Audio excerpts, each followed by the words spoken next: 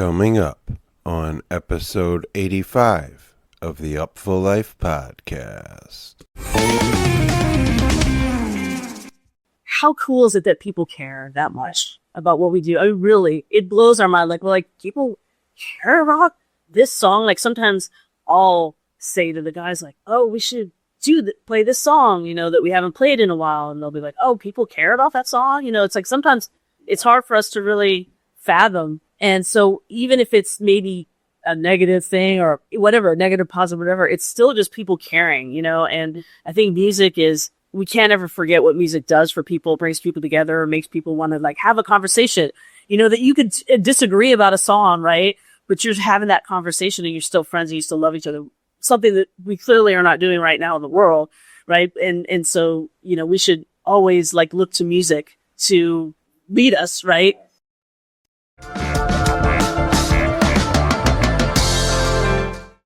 The short version of this story is there's this guy.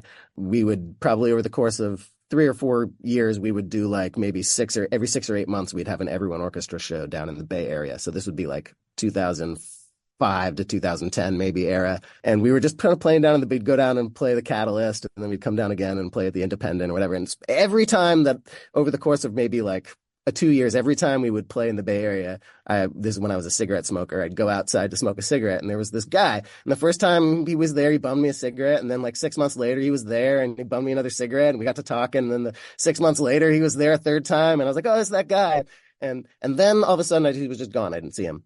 And about maybe like 5 or 6 years later, I'd have to look at the numbers, but a bunch of years later, I just get this email out of the blue. Hey, you probably don't remember me. We used to smoke cigarettes out on the thing after everyone orchestra shows. I live in Cairo, Egypt now, and I'm putting together a house music label, and I'm putting together this huge record label launch concert on the Nile, and I want you to come and be the special guest. And that's like the ultimate example of like, you just never know who it's going to be. You just kind of have to be nice to everyone because you never know.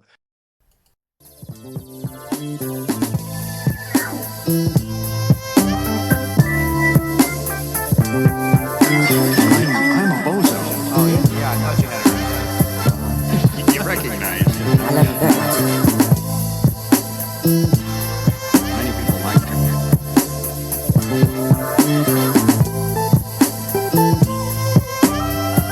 But all the love gone. Let's drink a toast forever and ever. Let's drink a toast.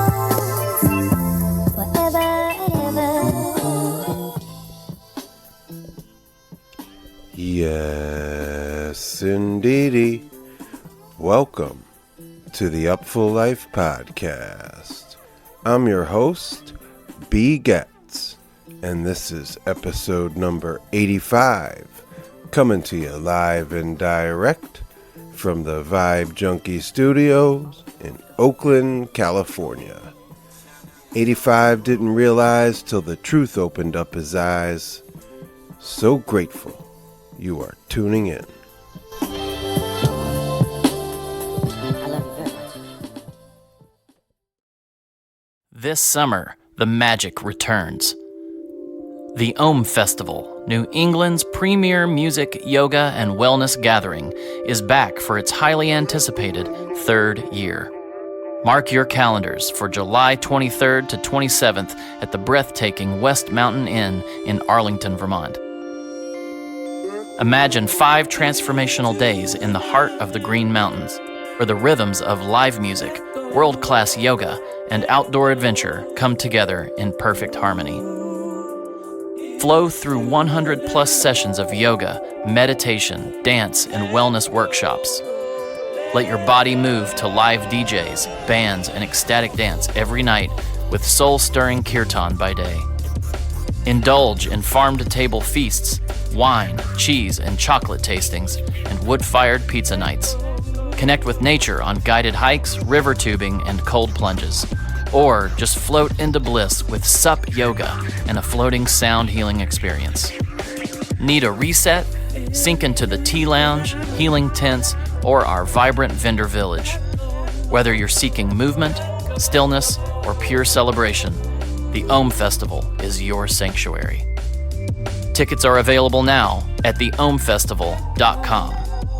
Get your 5-day all-access passes at $399, 3-day passes starting at $349, day and music passes coming soon, and kids under 14 are free. Use code UPFUL, all capitals, to receive 10% off at checkout. The Green Mountain State is calling your name. Join us this summer for an unforgettable journey of music, movement, and connection. The Ohm Festival. Are you in? Go to ohmfestival.com to get your tickets now.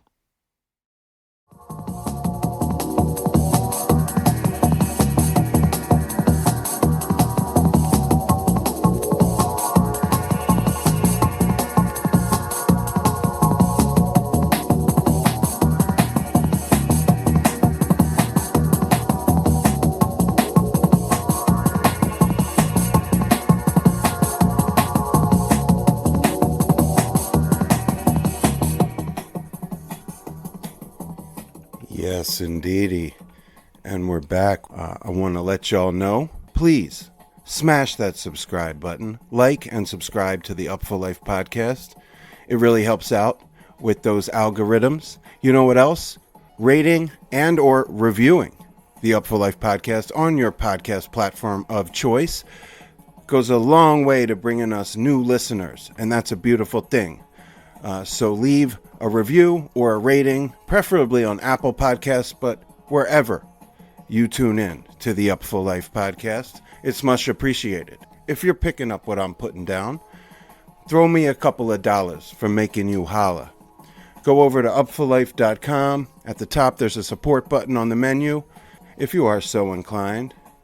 And if you don't use Venmo, send me an email, b.gets@upfullife.com. I'm sure we can figure something out. I also encourage anybody with suggestions, reactions, reflections, constructive criticisms to please email b.gets@upfullife.com. I love to hear from the people. You can follow this podcast on Instagram, /Upful_life, Facebook, /Upfullife, one word. And I do have a Patreon, if you're feeling generous, /Upfullife, one word. I gotta steer your attention to upfullife.com for a couple of my latest features in print, courtesy of the good folks at Live for Live Music. Shout out Andrew O'Brien, Michael Browerman, James Sisler, Kunj and Sarah, and the whole Live for Live Music team. Looking forward to Jazz Fest. But first, I dropped a print interview, a deep dive with the special's Rory Dolan. Reflects on the roller coaster of auditioning for Primus. Part of a longer conversation we had, the whole band, Le Special, on Jam Cruise, much like a lot of the content that's forthcoming on the Upful Life podcast. But first, we had to get right down to business with Rory and hear the blow-by-blow of that whole experience. And I chased that with a deep dive review on the inaugural Swanee Amp Jam. Hopped on a plane, they brought me out. Shout out Paul Levine and the Funky Decisions crew down at the sacred Spirit of Swanee Music Park. In the spirit of Bear Creek and Wani Festival, the inaugural Swanee Amp Jam just went down. Several of our faves, including the Mighty Lettuce, George Porter Jr., Dumpster Funk, so many others. My feature piece is called Love is the Temple on the ground at the inaugural Swanee Amp Jam. I'm proud of this one, near and dear to my heart. Also put my foot into the journalism. Shout out to Funk City and Funk It Blog for the killer videos and Jay Strausser for the images. And with that, I want to just shout out what you're hearing in the background, because I knew there'd be some jungleists and drum and bass cats tuning in to this particular episode. So this is a throwback. It is the very first release on View to the Future label in Germany. A cat called The Extremist. Government name Ulrich Schnaus, but he produced back then as The Extremist. And this is from 96, a 12-inch. It's the double A side to the Journey to the Other World release. And the track is called Drowning in Your Ocean. And it really took me back to the primordial embryonic vibes of Sector 9, that atmospheric jungle drum and bass with the psychedelic sexiness. So that's what I wanted to lay down for the Upful update before we introduce our returning guest of honor, the Upful Life podcast, and I'm your host, B. Getz. This is The Extremist, drowning in your ocean. Yes, indeedy.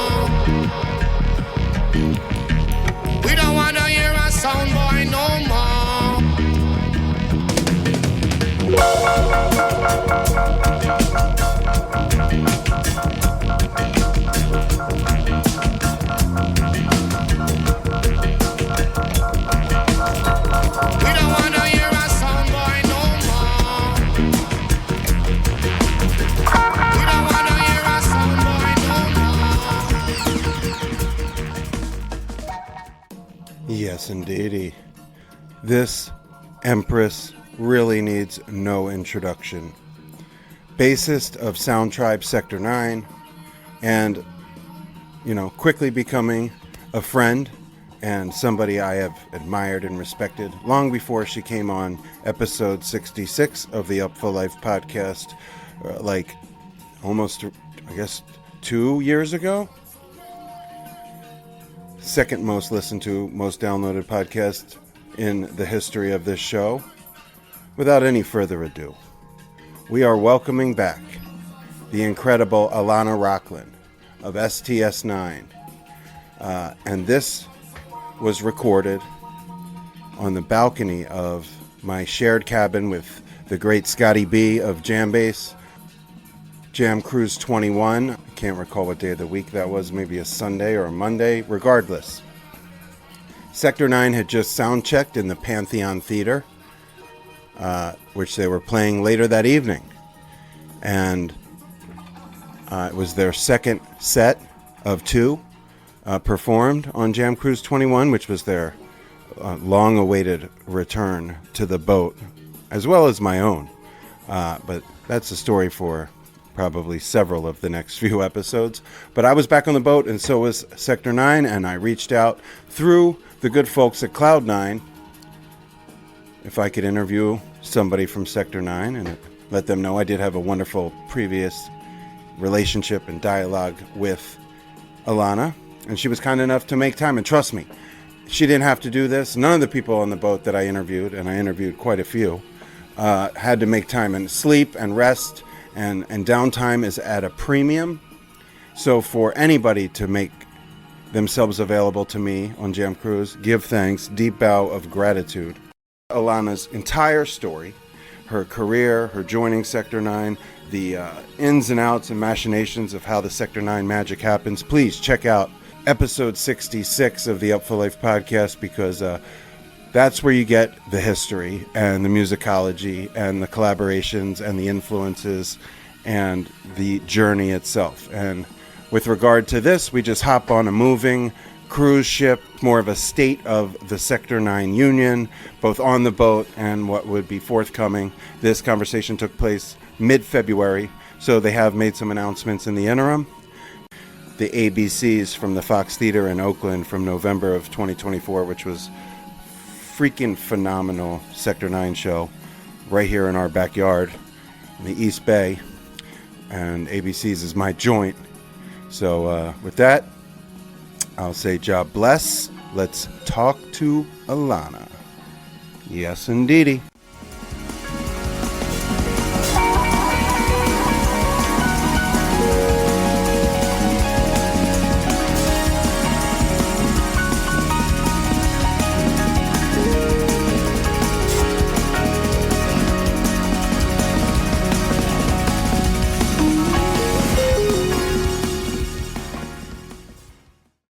Ladies and gentlemen, it is an honor and a privilege to be sitting here in paradise, in the middle of the ocean somewhere, sitting across from the great ALANA ROCKLIN, bassist of STS9, who is back on the boat after many years and ALANA's first time on the boat. So it's really just sweet to revisit our conversation that everybody loves so much, and it's the second most downloaded episode of Upful Life. behind only Kruder and Dorfmeister, the global legends, but you're right behind them. And the community really responded magically to the pod that we did before. So the opportunity to speak with you again, it was like, gotta do it. And where else than here? Amazing. So, ladies and gentlemen, Upful Life listeners, Jam Cruisers, please welcome Miss ALANA ROCKLIN to the Upful Life podcast. What's up, man? Good to be with you, B. Always good to talk and catch up. No doubt. Now, we just came from your sound check. You played a set on the pool deck. I want to go snap judgments because it's your first boat experience. You're playing the pool deck. It's a little bit behind. There's a lot of wind. It's late at night. You played a lot of gigs. But what is like your snap reaction to environment, crowd, your performance? Like, give me the instant reaction. Oh man, so cool. Like, just thinking about the vibe here and how multi-generational it is, how, diverse it seems. And just in terms of just people just all here for the same love of music. So it feels really good. Everybody's super kind, walking around, saying, hey, what's up? And, the show was amazing. It was, we had a great time. It was super windy, which I hadn't really expected for some odd reason because I wasn't thinking it through, but it seems obvious now that it would be windy, but it was so fun. We had a great time. Yeah. Right on. And it was a joy to kind of see you guys up there doing it, after so many years and like being a pillar of the jam community, like a flagship institution. And at the same time, having been gone from this particular corner of that community for so long. And then myself having come back after a really long time, there was like a lot of symbiosis at play. And then one of my OG favorite tracks from Tribe over the years has been Nautilus. I don't often get it. Not only did we get it, Carl D blessed it. The Gray Boys have done Nautilus for years. It was just, like I said, all this like energetic connections, history. Do you guys feel that up there? 100%. And I think it was like, honestly, part of the intention of coming back to the boat was like, man, we should do this. Like, we should totally, play for that type of audience that's just really about it, really like you can feel that. So it was definitely something we had hoped would be the case. And of course it was exactly that. And, definitely tried to think about that for the set. It was definitely, something we were trying to achieve with that particular set, and how it flowed and of course thinking about where we were, but also it's Valentine's Day. So that too. And we had reached out to Carl D about sitting in and we didn't know if it was going to happen. We actually didn't know it was going to happen until right before. We were told we were playing Nautilus. Like, okay, awesome. I'm going to go get a bite to eat. I'll be back in time. We're like, okay, cool. We're playing Nautilus. He's nowhere. We're all looking around like he's not there. We go into Phipps' solo. Like, okay, well, hopefully and he just appears, out of thin air. He walks up, just crushes. And it was totally amazing. My first time meeting him after admiring his work for so long. Wow. So that was your first time meeting Carl? Yeah, this is my first time meeting him. And he's just such a good energy, just the vibe. It was amazing. Yeah. Super faithful. That is so cool. Carl was like my first love. We got like in this scene, like saw a bunch of shows around the time I started seeing Sector 9. Absolutely. And it's funny, in 2003, High Sierra did both with the late nights in the Funk and Jam House. And they're like two of the greatest concerts I ever saw. Back-to-back nights, Sector 9, Carl D, and like cemented my fandom. So I was thinking about that, like that pivotal 2003 High Sierra. Now I live out there and I go to High Sierra every year. But back then it was a cross-country journey, much like people are making to come here. So I don't know. That's how my brain works when the music is playing and we're like, out there like that.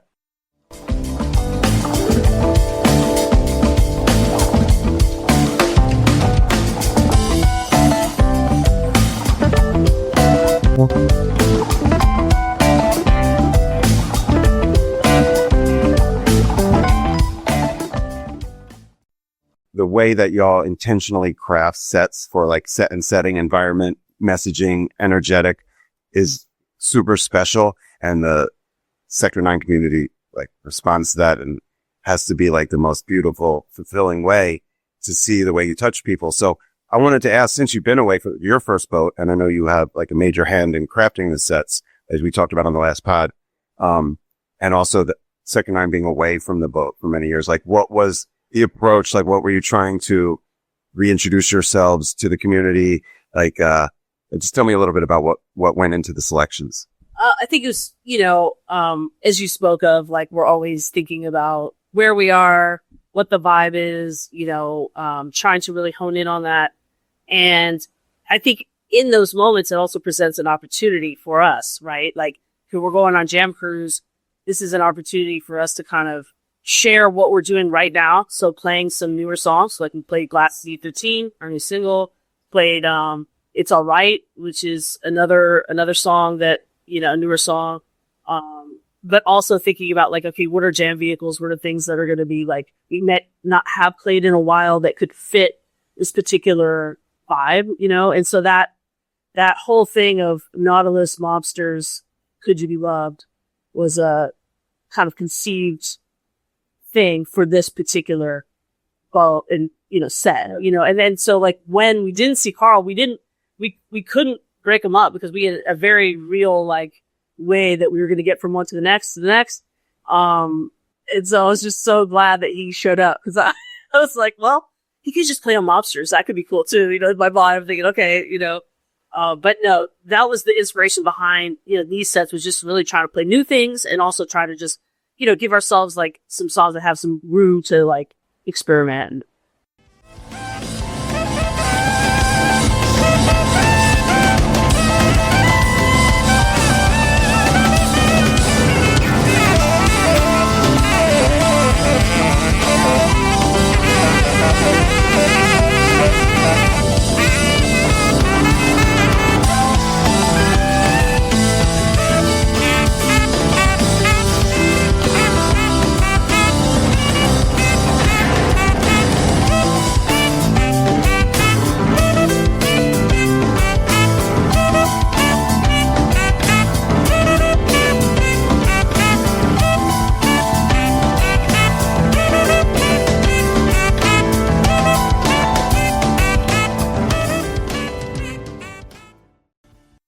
And I'm excited to see you in the Pantheon Theater, which, is not under the stars on the pool deck, total chaos, but a very like controlled, incredible sound, beautiful room. And y'all thrive in those sort of containers. So I think the stage is also, I have to acknowledge, it was like a King Solomon situation for me last night because of the delay. You were head to head with lettuce. So I had to cut the baby down the middle, like in the Bible, and just figure it out because like initially it was lined up perfect. I could get most of both, but the delay changed that. And unfortunately, another band I really like to see, Ernie Johnson from Detroit, got totally bumped, but I'll check them again. And at least tonight I'll be able to get to see the whole Sector 9 show. I got Les Special playing before you. They're like a band that is, they don't sound anything like Sector 9, but they are Sector 9 kids, especially Johnny and Luke, who we just stopped and talked to. They grew up on you guys and to play before you. They're one of my favorite young bands on the scene. I mean, they've been around for 15 years, but they're still a young band, Oh, I think they're awesome. Yeah, super creative. Yeah. But I just love the energetic shift that's going to happen from that sort of like quirky, dark, evil, which you guys can kind of pick up that energy sometimes too, but then you're going to bliss out and kind of deliver us to a special place. You mentioned the new tracks. You got a new single. You got another one in the pipeline. New record coming out. So I just wanted to talk a little bit about the album. Yeah. This has been a while, since y'all put something out, and you've been previewing a lot of the material, seeing how it responds with audiences, working them into the sets. You released a studio version of a track that's been played. I wanted to know, this is like a two-pronged question. A, being a veteran band that's very adept technologically and lives in different locations, talk to me about like the creative process of like building songs and then actually recording them, in this day and age. And then also like the decision to introduce the songs in the live element before a record comes out. Like, just your thoughts on that. Yeah. Well, this album there's going to be several parts to it. It's going to be one album, but it's going to be shared in different sections because there's so much music. And that was, I guess, kind of maybe a reflection of just us.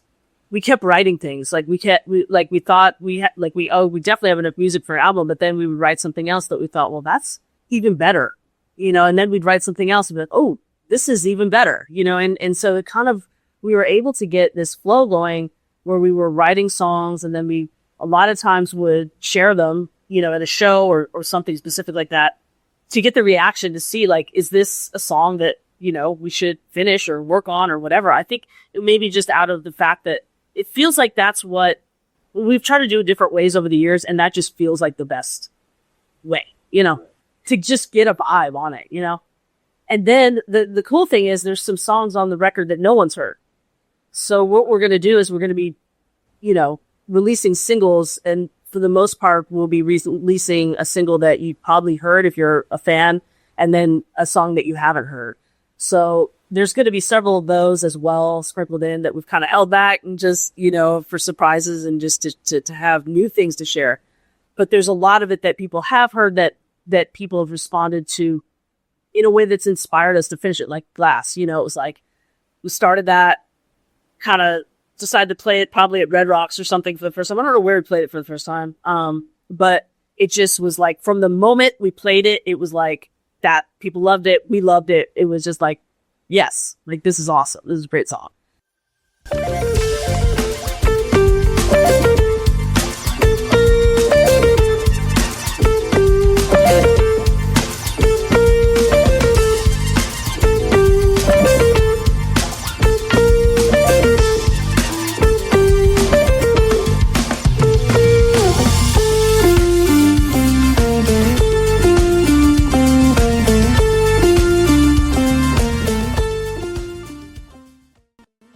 So it just evolved, over that time. And we got several of those. You have songs that like I'm excited to share that are, you might have heard parts of, but you haven't heard other parts of. So that's exciting. There's just a lot of good new things to share within the things that you've heard already. So it's exciting.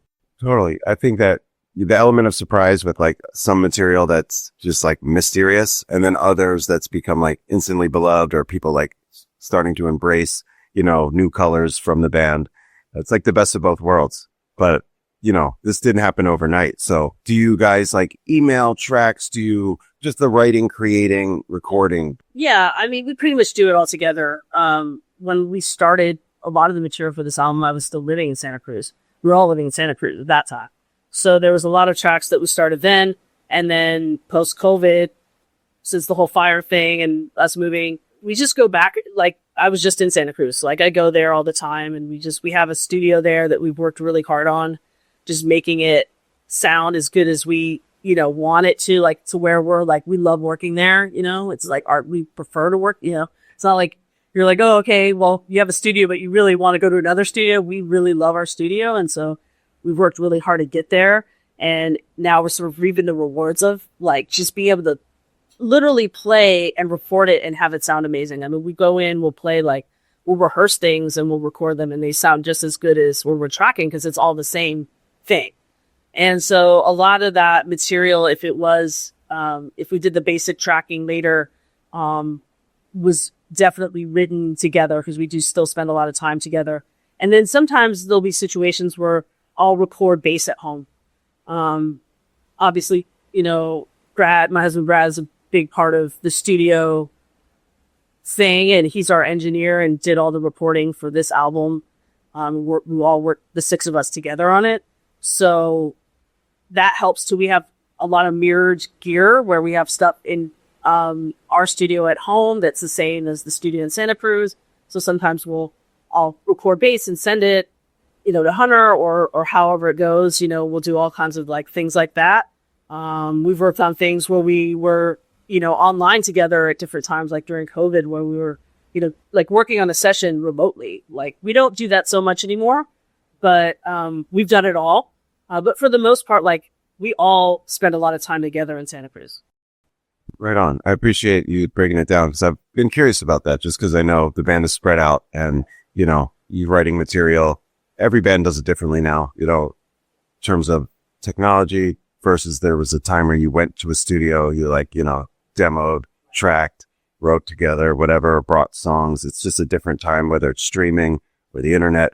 And so I would just always like to find out the different paths, like creative avenues that the bands used.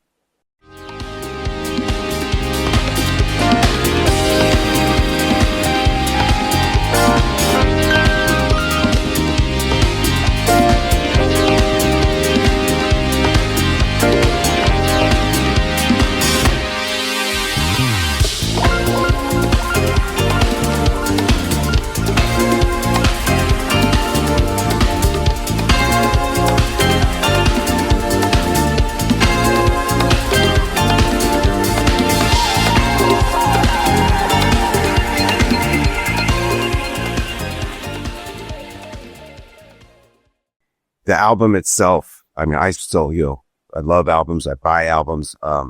The document, the body of work. We're old school, but in the singles era and the streaming era, it's different. The music has a different kind of like perception / value to the next generation. So you guys are also servicing that generation by releasing singles, by making all your shows available, soundboards on Bandcamp, yet still it's important to you to create a cohesive, like contextual body of work of songs. And I just want to say I value that and I appreciate that. Maybe because I'm 47 next week, but like the album still matters. Yeah, we feel the same way. We can't deny who we are in terms of loving albums and like cherishing them. We all listen to vinyl. Like it's been probably one of the things about this particular release that we've really tried to like figure out like the best way to accomplish both worlds, I guess. And so this is going to be, you'll find out as you go through through us releasing this, but this is our way of dealing with it, where we're going to really intentionally release things in different sections so that it's not too much. Otherwise we really would be releasing an album of like 19 or 20 songs, which is just like unheard of. People just they can't even deal with that, So but then at the end of it, we're excited about the actual physical release, of the album, vinyl and all the packaging and all that stuff. We still love all that stuff. So yeah, it's exciting. We can't let that go. I'm happy to hear that. And, we're grateful for it. And I feel like in this time, it's not like thankless, especially with your fans. They're anything but thankless, but the way things are now, like music is so abundant and quote unquote free, that I think it's important. That's why I do my albums favorites of the year at the end of every year. Like I want to celebrate like the effort, the energy that goes into creating this stuff and also spread the gospel. So, I'm excited to hear the new studio album and I know the fans will be as well. One thing I hear from a lot of fans, that you could maybe just shed some light on. We touched on it a tad 2 years ago, but it's become much more prominent, which is the new touring model, if you want to call it touring, or just like doing residencies 2-3 nights in the city. And, you have an older fan base. So this new model works for people in that regard. They can like save up, travel, get the crew together, get a hotel, Airbnb, make a weekend of it. Yet this whole thing of ours, La Cosa Nostra, is predicated on the touring, on the going to city. I did that with Tribe a bunch back in the day, 4 or 5 shows in a row and meeting new people in new cities through the music of these bands. And so that unfortunately doesn't happen with this model, yet that might not really be sustainable in 2025. And then of course we talk about your lives, families, children, stuff outside of the band. It's tough to get in the van and just, tour. So I wanted to just say, I understand. And at the same time, I also long for the days. So I'm curious because there is quite a bit of talk in the Second Night community about the new touring model, pros and cons. And, I wanted to hear what you thought. God, I think so many things about this. Are you going to put you on? No. I think it's a good thing to talk about. You probably, if you're someone that cares about touring or you care about live music in general, you've probably heard other people talk about what I'm going to say, which is that the post-COVID touring situation is challenging. It's really challenging, just like on the total real of it. I think fans understand that for the most part, but I also think there's probably not totally understand. And I think, you'll see all kinds of people speak on it. But I think this is a way for us to figure out, for us, the art and what we're trying to say and how we're trying to say it is so important. And we have to keep that level. We have to keep it there, and for us, that's like, it's just part of what we're doing. It's like not even a question, and so I think some of it is an effort to do that, an effort to keep the show in a place that we're happy with artistically and everything. And then some of it, of course, is just, the economics of touring, which have gotten really challenging because everything has gotten more expensive. And it's just, the margins have always been tiny, but it's just like, I think, we all see it from every part of our world, right? There's so many factors. I could speak on that for days. Literally, I struggle with it. because there used to be a way of, back in the times that you're referring to when we all used to tour together and do all those things, it was a different world, and unfortunately those times are just long gone in a lot of ways. But I think, on the bright side of that is that we hear you. And there's places that we have not gotten to that we are determined, hell-bent to get to. And we're going to get there.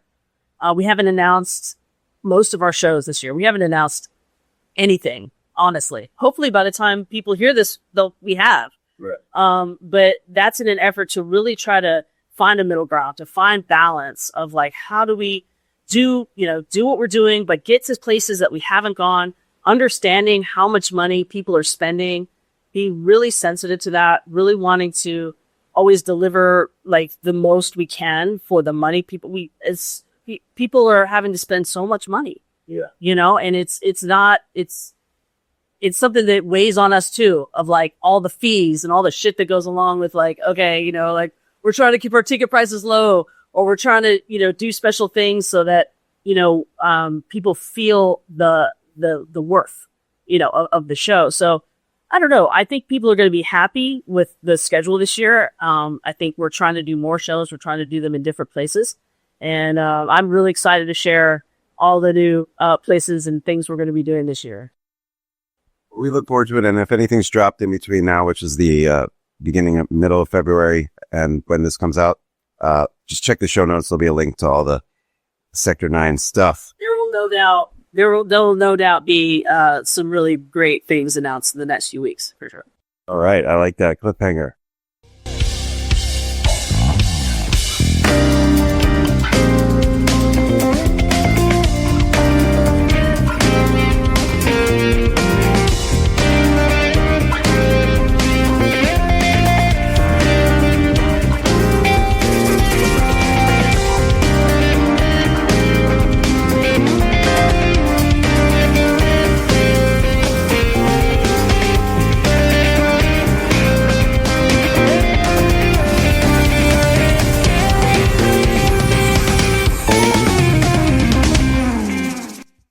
And I appreciate you breaking that down, because I know like a lot of people have different feelings about the touring model and different levels of understanding of the issues that you brought up, and also their own financial circumstances.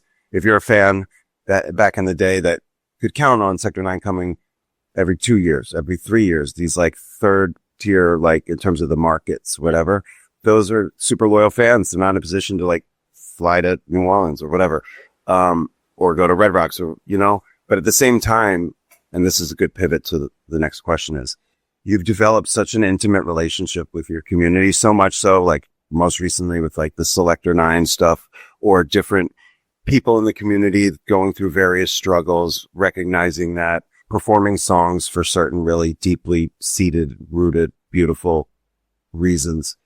All of that is what makes the fans in those random cities like love you so much.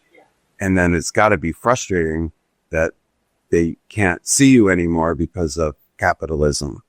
And so, that's where I think comes off as like fetching, as like my, Yenta aunts would say, but like, it's not, they're just crushed, and they miss the days.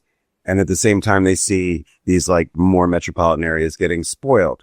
But I also think the proof is in the pudding, because since you've adopted this model, the performances, the energy, the set list, like what is happening musically and chemistry and collectively and band audience exchange is like some of the best shit ever.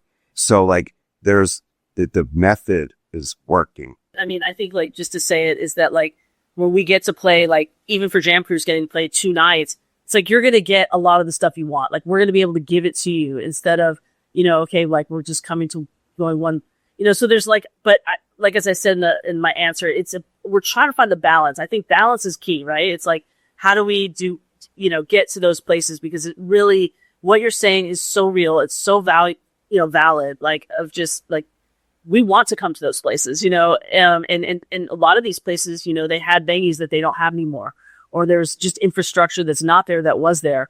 There's just so many things that play into it. But as I said, I think this is something that, because we are close to our community, when people are saying like, you got to play here, you got to play here. We're like, we hear you, like, and we're actively like, hey, how can we do that? You know? Totally. Well, I think like with anything, balance is always the you know, but at the same time, you know, Sector 9 is unique, unicorn, and therefore, you know, fans have a lot of opinions, and, you know, I end up hearing a lot of them. Maybe not as many as you, but I wanted to kind of just touch on, how do I say this? So it's a very charged time in our country, in the world, and has been for some time, but it's definitely ramped up lately. And, you know, you and I have had conversations off the record stuff. We've all had different feelings, thoughts, emotions, but I think one thing that we can agree on is that like the healing power of music. It's like why we're here. And then when we come together, that stuff does kind of get backburnered and we see the humanity in one another. And I think that Sector 9 has always kind of moved through life like that, as like a sort of beacon of like unity, collective energy. Like we are all coming from different places geographically, you know, economically, spiritually, politically. And so it's never been more important than now to have that. And at the same time, it's got to be such a almost like burden to have to kind of steer that ship, even if it's for 3 hours in a night or twice in a week. And I'm curious if, does the band feel the weight of the moment, and is any of that channeled into the music? I mean, of course, right? Like, I think the musicians that, I mean, life and music are just intertwined, you know, like, and there's no, most of the time, I think for people that are artists, creative people, we feel things in such a deep way. Like, you know, it's sometimes the burden of that is real. Like, I don't, you know, maybe some people don't understand it, but it really is true that like people that are musicians, artists, whatever creative field you're in, writing, you feel things in such an intense way. So what's going on in the world right now, it's, I think, impossible, no matter what side you're on or whatever you think, to not feel something about it that's like intense, right? Yeah. I think, of course, going back into the catalog of music and the history of the band, there's a lot of things there to pull from. There's a lot of threads to pull from. And I think we'll continue to pull them, as we always do, but also to be wise in how we do it. You know, I think the band is wiser now, of course, because we've aged and we've lived and we've experienced things, you know, so maybe how, you know, maybe how we did it at one point might not be how we do it right now, but I think there will always be those messages and those things. And, you know, like this album, Human Dream, that's it, man. Human Dream. And this is where we are right now. This is what we're talking about, you know? So that's kind of where that comes from, and why the inspiration of calling it that, just speaks to us in that way, you know?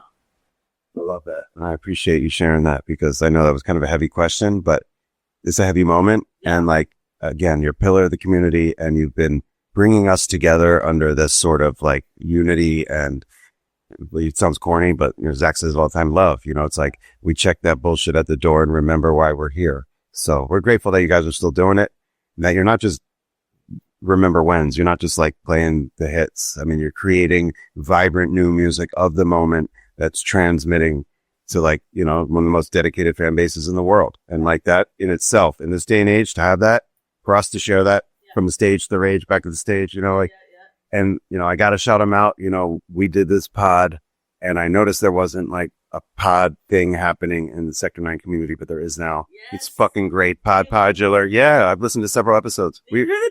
Yeah, I just wanted to, you know, shout them out. You know, they're Podular. 16 episodes in. It's mad respect, y'all. Yes. Yeah, and it's cool. It's cool to that people care. You know, I mean, like you mentioned, like, you know, I mean, you understand the fan base, like you I don't have to explain it, like you know.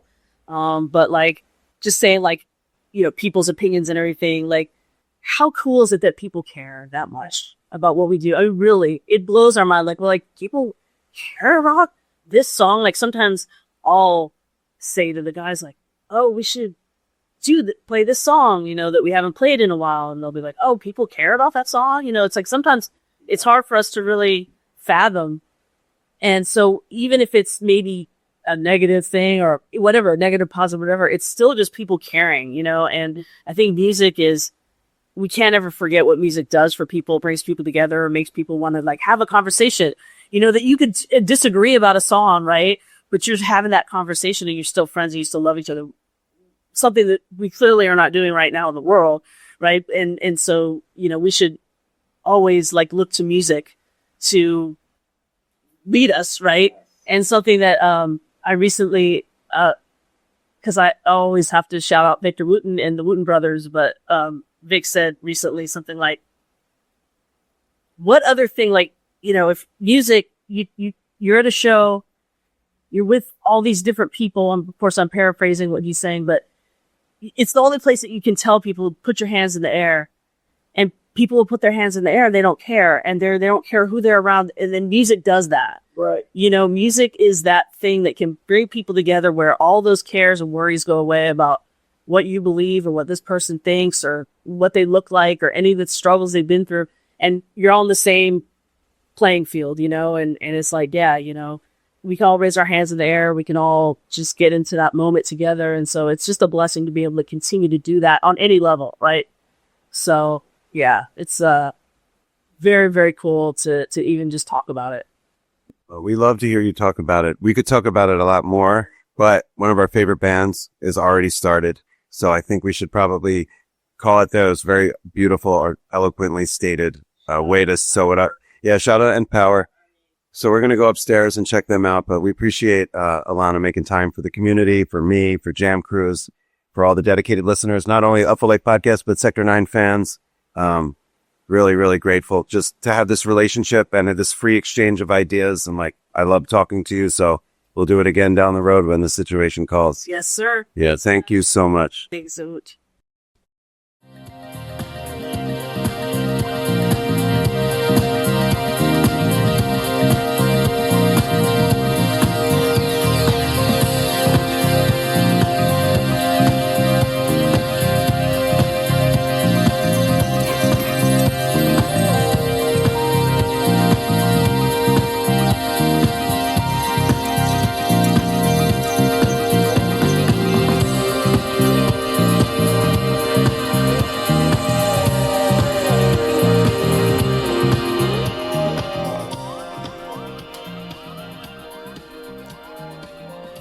Yes, indeedy. I want to say thank you and a deep bow to Ms. ALANA ROCKLIN for another insightful conversation, this time on the state of the Sector 9 Union. It was just fantastic to hang with her on the balcony at Jam Cruise and just kick it. And then go see the Nth Power. That was dope. And I should mention, as she referenced, STS9 has announced a ton of new dates since Jam Cruise, including 2 nights at the Dillon Amphitheater at the end of August, one with Michael Menert, one with Mark Farina. And I gotta say, I know there's been a lot of scuttlebutt in the Sector 9 world about, you know, they're not playing Red Rocks this year, but instead the Dillon Amp. And I've gotta say, Lettuce did a 2-night run there a couple summers ago over 4th of July weekend, and it was fan-freaking-tastic. So I would see this as a positive. They've done the Red Rocks thing a lot. They weren't selling it out. It's always going to be sacred, but cheers to new beginnings. And on that note, also I want to just offer a deep bow of gratitude to Lightberius, longtime Sector 9 lighting designer who just announced he's moving on to other things, and Sector 9 has announced their new lighting crew as well. And Tiberius also lit up Lettuce's symphony show at the Mission Ballroom the other night. So it's all in the family. And speaking of all in the family, I want to tell you folks about this one-man jam band, Vocal Alchemist, a soul-stirring sound sorcerer, and also a huge Sector 9 fan going back to 1999, and that's Cornflower. And he's setting out on his Kabloom Spring Tour. Cornflower is next level and really unlike anything else in the scene. A sonic tapestry of vocal loops and world funk and modern mantra crafted to elevate, expand, and ignite. Imagine Fish's Yem vocal jam meets Michael Jackson, Al Jarreau, and Bjork, all wrapped in the spontaneity of the moment. And for the next few weeks, Cornflower will be weaving his magic through several cities across the U.S., beginning in March 29, Abington, Virginia. He'll be in Chattanooga and Portland, Oregon, Ashland, San Anselmo, California, Santa Cruz, California, and then back on the East Coast, closing out the spring run, May 2 in Baltimore, Maryland. Cornflower has shared stages with like a crazy amount of artists: Kenny Loggins, Michael Franti, Spearhead, Victor Wooten, Bobby McFerrin, Liquid Bloom, Jeff Pivar, Ayla Nario, we love Ayla, Mike Love, the great Melvin Seals, and many more. But his real superpower is bringing people into the now, guiding you to lose yourself in the rhythm and find yourself in the moment. If you're the type of fan that's craving a musical experience that moves your body and feeds your soul, Kabloom Tour from Cornflower is calling you. Go to cornflowermusic.com and snag your tickets. Catch this man live. You won't regret it. And so shout out to Cornflower. Shout out to Alana. Yes, indeedy.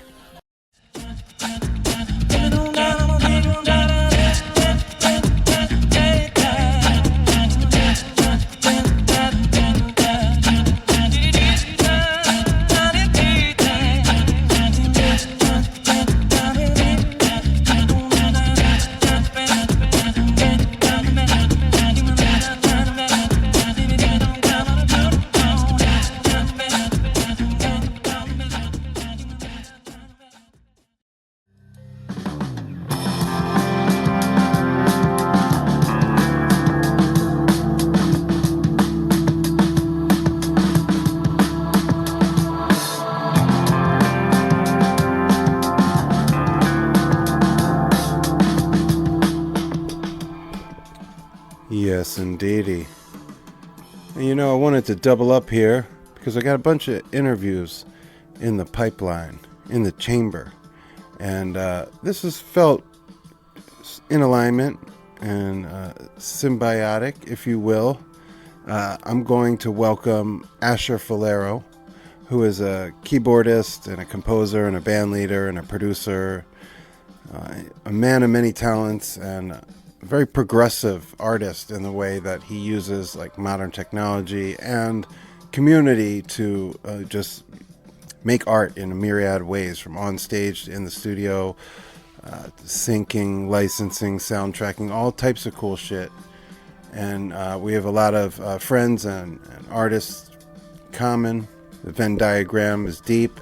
But we only recently met, and I did a piece about his most recent album, which is what this conversation is primarily focused on. Went down a few months ago as I was putting together a feature for him. And in lieu of just reading his straight bio, I'm going to read the first few paragraphs of that article. Originally published, Our Friends Live for Live Music. 3 decades deep into a prolific journey in professional sound art, Portland, Oregon's ASHER FULERO confidently traverses new musical topography on World's latest LP on Full Arrow Records. With this ambitious amalgam of high-fidelity beat tape and down-tempo IDM soundscapes, the renowned keyboardist-producer masterfully blends a minimalist indie aesthetic with copious instrumental virtuosity, resulting in a kaleidoscopic caravan of 9 ornate original tracks, initially born as a privately commissioned collection, basically a business arrangement that never fully materialized. Worlds was an LP that blossomed to life almost accidentally. Undeterred by the industry hiccup and inspired by the fresh material, Fulero followed a curious creative process, eventually manifesting an avenue to artistic reinvention, which finds him reverse engineering a brand new bag, resulting in a fascinating experiment for the veteran sideman to the stars. In addition to dedicated solo efforts with his jazz rock outfit, ASHER FULERO Band, electronic alter ego Halo Refuser, his all-improv instrumental electro-fusion trio Threedom with Matt Butler, and extensive commission work composing for YouTube's audio library. This is a recording artist, bandleader, composer, producer, engineer who has logged an extremely accomplished resume working alongside a smattering of celebrated artists that run the gamut, genre, geography, and generation, lending his voluminous keyboard talents to an eclectic consortium of artisans from Emancipator Ensemble to Paul Gilbert of Mr. Big fame, the great Ace Rizzy, Aesop Rock from Def Jux Crew, Yonder Mountain String Band, John Craigie, the Homies and Liberation Movement, the previously mentioned Everyone Orchestra, and Rastaman Jah Levy, plus myriad points and gigs between. He's been a part of 150 plus albums across a 30-year career, yet Worlds embodies a stimulating new beginning for the perpetually active artist. Without any further ado, and because the song is wrapping up, please welcome Asher Fulero to the Upful Life podcast. Yes, indeedy. All right. Well, it's a lovely afternoon, and we're having a conversation with a musician that I've only recently got familiar with, maybe the last 4 or 5 years. And they say, social media is a bad thing, and we can certainly point to a number of reasons why that is, but it's also a good thing. A good thing because it put this cat on my radar, and I've been able to kind of just follow along with his musical journey over the past few years. And then, of course, because of the magic of the internet, I can then just type a few keystrokes into a search engine and learn all about somebody that I never knew existed 10 years ago. And that's the case today. I'm here with the great Asher Fulero from Portland, Oregon. And I'm not even sure how to introduce you. I know you're a piano player and a producer and an arranger and a composer and a band leader. But as I read your bio, I realized you are like MacGyver. Whatever is needed, you make it happen. So without any further ado, welcome Asher to the Upful Life podcast. Yeah, thank you, brother. Yeah, man. I'm stoked that we got around to doing this. We've been kind of dancing in the same circles for longer than we've realized. And again, when I took a look at your bio, I realized how much of your work I was familiar with and didn't even realize. So it's great to talk to you. I really appreciate you making the time. So just give me the 411. Looks like you're in your home studio. So tell me about where you're at and the nature of your surroundings, both in the studio and in Portland. Well, a big part of how I've always approached my career is spinning a whole lot of plates all at once. So that question is always a good one, but always a little loaded with me because there's like a million things happening long term and short term. So right now in this very instant, I'm getting ready for a big headlining show with my jam band. The Asher Fulero band has a big gig this Saturday. We actually have Jeff Pivar, who's a legend on the guitar from Crosby, Stills and Nash, and Joe Cocker and Ray Charles. He's a legend, so he's going to sit in with us. And so I've just been working on the set list and giving him answers to chord change problems and just getting advance together for the show. We have a rehearsal with the band members tonight here in my studio, so I'm getting that ready. But as usual, my jam band has been sort of rising from the ashes of COVID over the course of this last year, while at the same time, the project that we're here to talk about, the Worlds, has been preparing for release. So I'm sort of simultaneously looking at releasing this album from a new project that's a little different musically, while at the same time, my band is kind of like a funky, danceable rock jam band, just kind of rises from the ashes and starts playing shows again. Just got an agent. So, who can say how things align timing wise, but I just sort of try to say yes when opportunities arise. And this is what's happening. That's awesome, man. I like how you have the dual tracks going at the same time, and one project kind of bringing it back to life, and then also embarking on what sounds like a new topography for you as a musician and a producer. I was just curious. So before we get into the new record, since you brought up the Asher Fulero band, one of the ways that I was made aware of that stuff was through the Vinyl Club, Heady Wax Fiends. And I know that your record was made available through the record club. And I'm curious, just as a fan and as somebody who's I'm a record collector, but not in the sense where I buy a lot of new records. I'm more of a find a diamond in the rough and the wild kind of guy, and also inherited. ridiculous record collection. Same. So that said, I'm not really like thumb on the pulse of like today's vinyl scene, but I love that group. I learn so much. I get hip to shit. How did you come to connect with them, and what goes into like offering original music through a vinyl club?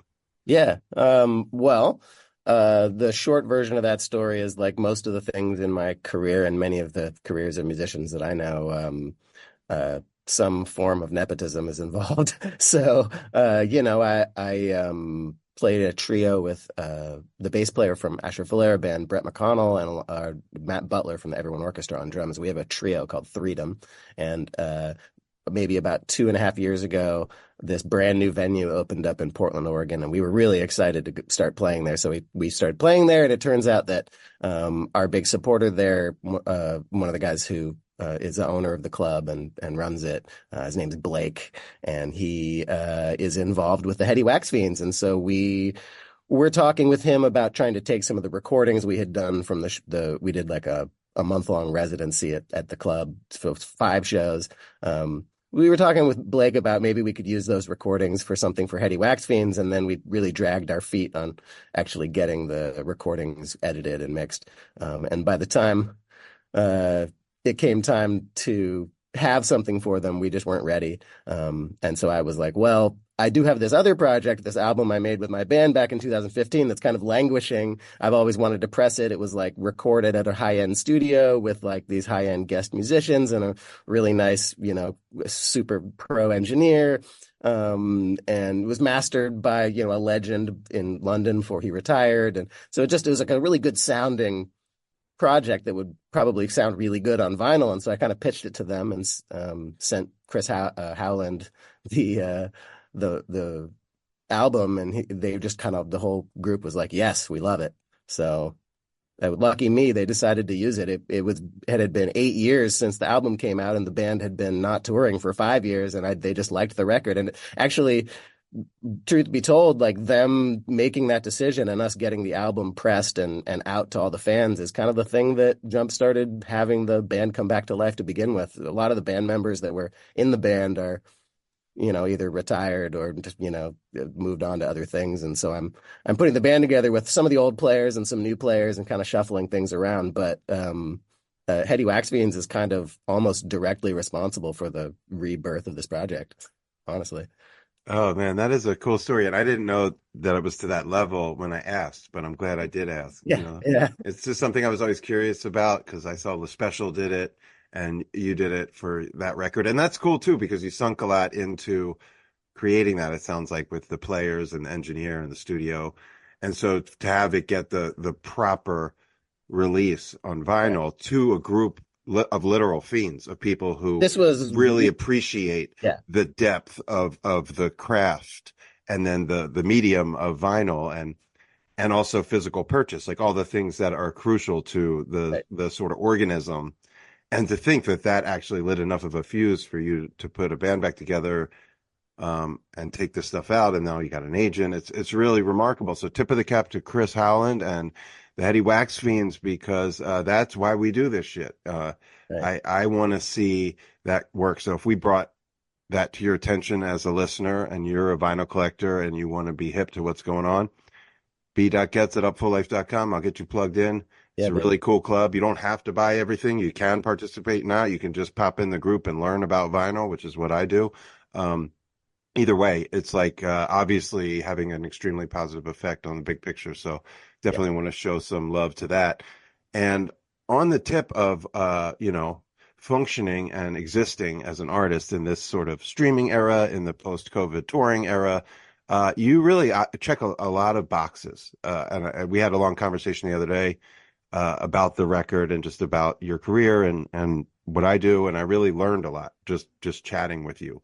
So I want to dive into Worlds, which is a solo record, which, I don't know if I could just put it in an electronic column. Like, yes, but like I put it on. I love studio cans because I love like the depth and richness of production and just well mastered and engineered and composed music. And knowing, watching you play piano on the internet, I'm like, this guy's musical as shit.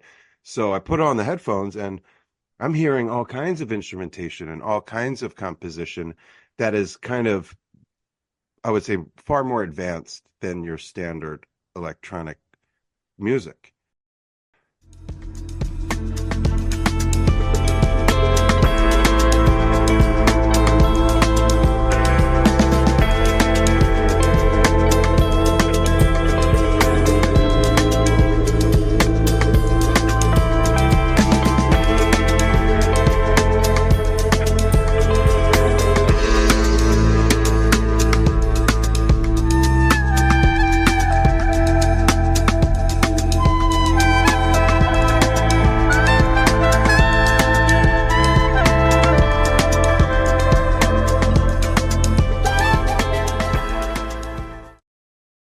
And obviously you have history working with Emancipator and performing that music live with the Emancipator Ensemble. So the reverse engineering of electronic to organic and back and forth, that is your wheelhouse. And I found worlds, I've been through it.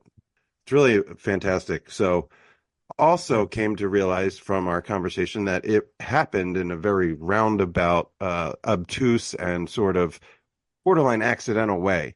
Yeah. With some false starts and some misdirections, and to think that this like magnificent piece of art came from such a what would you say, like non-traditional process is worthy of a story, which I'm happy to write one. But let's hear it from the horse's mouth. Like, take me to the beginning and let us know about some of the experiences you had composing previous to this, so that we can understand that this wasn't just out of left field.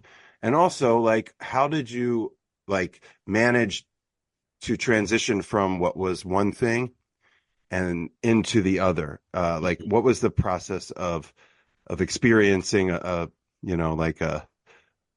big bump in the road and not allowing it to kind of like kill the project? Yeah, well, that's a lot of big question. It's a lot of good setup for a big question. Yeah, there's a lot of story to answer that with.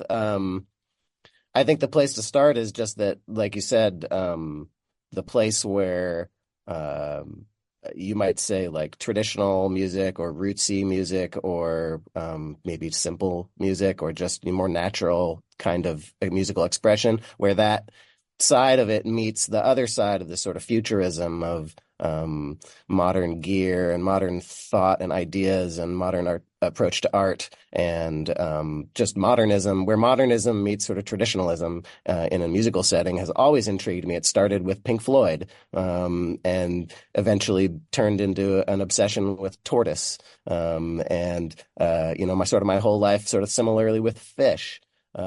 Same kind of thing. We've got a real study of tradition and the language, and then we have sort of an obsession with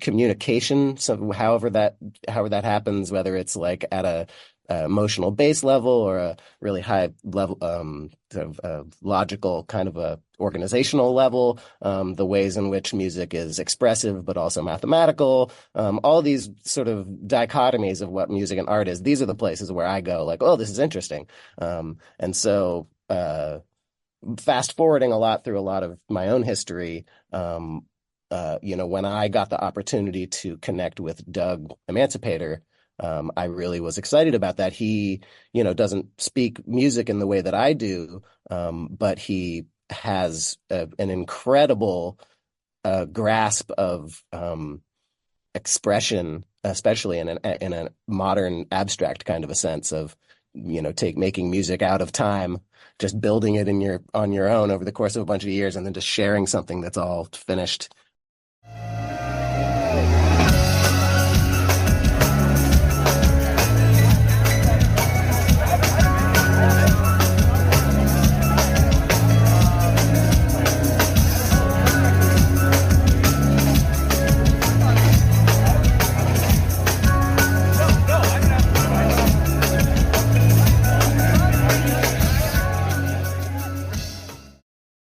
A very different approach to art making than, what I had grown up with, being a piano player and playing in bands and that kind of thing. So I was really excited to explore that with him when we started working with the Emancipator Ensemble. And it was really twofold, like going to school in twofold. One way I'm getting schooled about how he produces music, how he writes music and mixes things, which is very counterintuitive to what I've done, but extremely successful. So I learned a lot just by working with him in the studio and watching how he does that. But then on the other hand, to take the music that he was doing in the studio and figure out how to play it with a band, with a drummer and a bass player and a violinist and all the things that we were doing with the band was a real lesson in how to turn electronic music into something you can play. And finding that moving that middle ground around between like how much of it is track and how much of it is playing and sort of where the boundaries are and what does and doesn't work there. There's a deep lessons in doing that for a few years. So fast forward again to sort of a post-COVID era,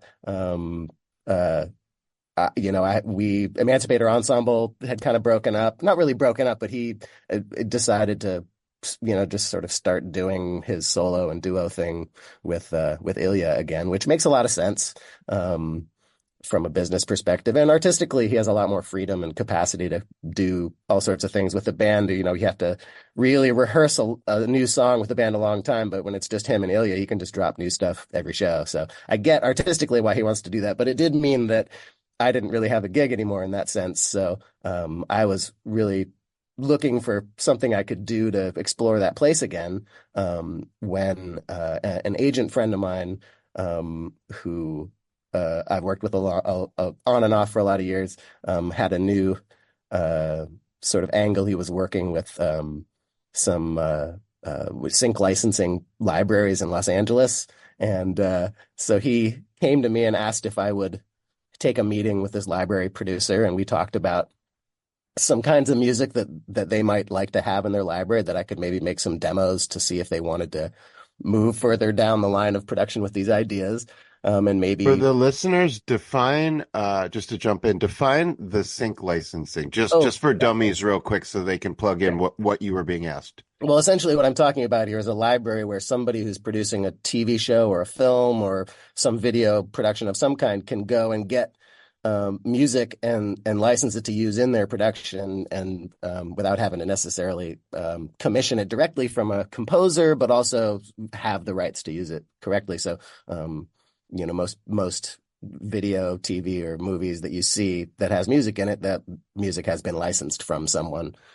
Commonly, artists will work with a licensing, what you might call a library. Some libraries work with artists to license the music they've made. Other libraries commission artists to make new music for their library. So it just sort of depends on what you're doing. But this one in particular, they sent me some tracks of things that did well for them, and most of it was either bonobo or taiko. And they really loved Emancipator. And so it just kind of was this thing where I was like, well, I can make some music sort of in that realm. And so I'll make a bunch of demos. I made like 8 or 10 demos for them and sent it in. And then we didn't hear back for like a month. And when she finally got back to us, she was like, we don't need music like this at all. I don't know. What are you talking about? And me and my friend were like, it sounds just like the stuff you sent me. Like, what are you talking about? And they just were like, I don't know where the miscommunication happened. But after a couple of months of me, it was maybe about a month and a half of me like making demos, it just kind of became clear that there just wasn't anything here.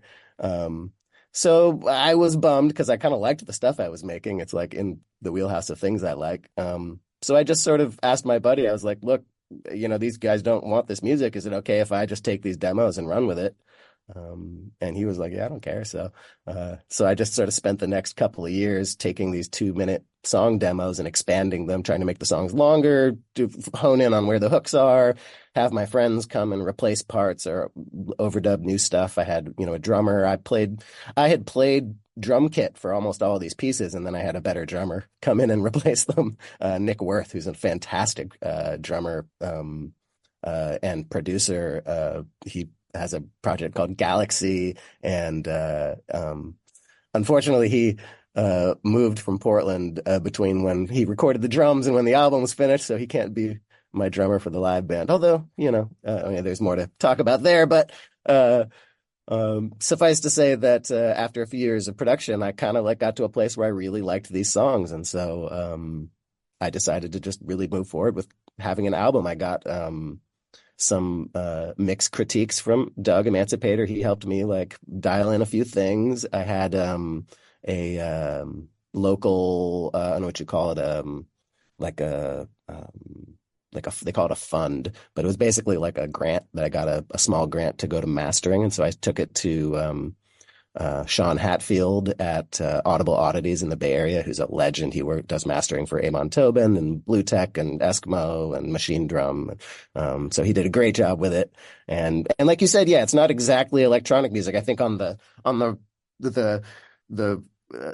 spectrum from like electronic music to like band music, it's like a little off from center towards band music. But it's not like it's the closest genre it can fit into. It's not rock. It's not, jazz. So for lack of a better category, it's electronic music.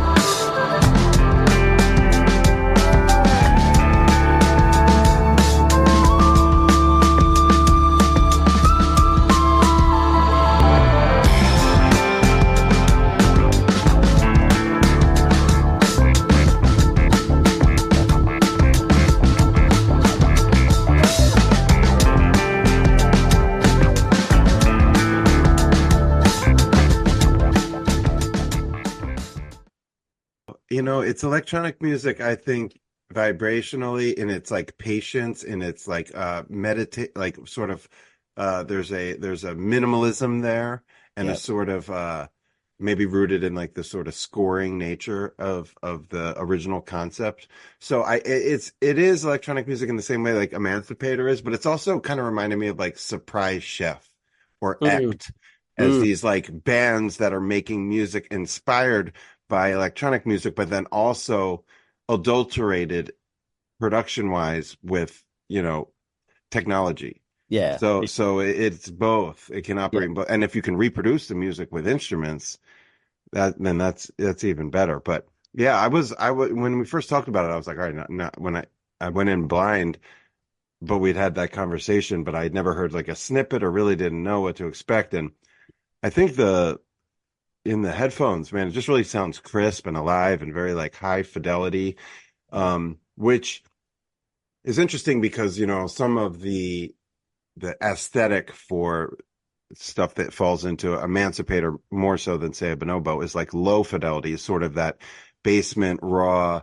Dilla inspired, Madlib inspired, dusty, far away, primitive aesthetic. It's intentional, and this is quite the opposite. It's very vibrant. It's very colorful. It's kaleidoscopic in your ears, and yet minimalist at the same time. Like, there's not a whole lot of busy energy. And so therefore I could see how it could still be like scored for like a movie or to illustrate a scene that had no dialogue. There's like a lot of emotions. That's I think the root of the difference between what Emancipator and Tycho and Bonobo like are really doing and what this is that their music is sort of produced with the intention of, maybe lots of things, but the main intention of being like listened to as music, and that initially this music all started as potentially music to go for video. And so it is a little bit more soundtracky, a little bit more orchestral than some of that stuff, than maybe I had. And in fact, there were a couple of pieces on the playlist that were more electronic, and they ended up getting cut because it just felt like they sort of broke from the general vibe of the rest of the record. I had actually been talking with Doug about maybe trying to release it on Loci Records, and we had a lot of conversations about whether or not it fits and makes sense. And in the end, we decided it didn't. Nick, the drummer, he said it's not electronic music, but it is beat music. And I thought that was an interesting approach. And then what Doug said was that it's really good music, but it's not based in hip hop enough to fit into their label. And I just kind of thought that made a lot of sense. In a way, that's the real difference between it and a lot of the other sort of trip hop vibe music, is that this is, for the most part, there's a couple of songs that have hip hop feel, but I think for the most part it is not hip hop based.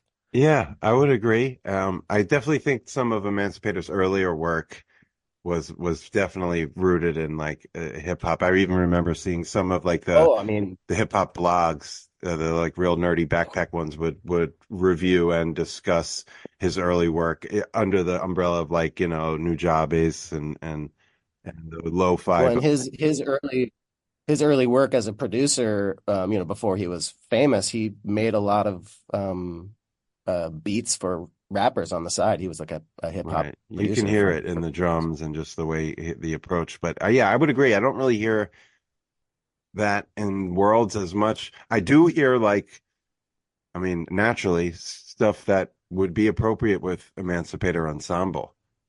Totally. Yeah. I toe the line of like trying not to rip off Well, it's what funny he's doing. if it was But anyone else. there's at least If it one was anyone tune. else, you could say something. But like you were in that band and like you were doing a lot of that stuff, and so Yeah. I think you have some Yeah.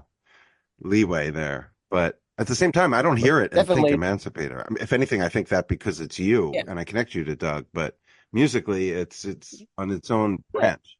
I think after a few years of production, it developed its own voice. But I definitely like every song has something rooted from somewhere. There's one song that's like the beat is just straight out of a bonobo tune, and the rest of the production is something else. And then there's another tune where it's like it's organized and put together just like an Emancipator song, but then the actual sounds are like different sounds.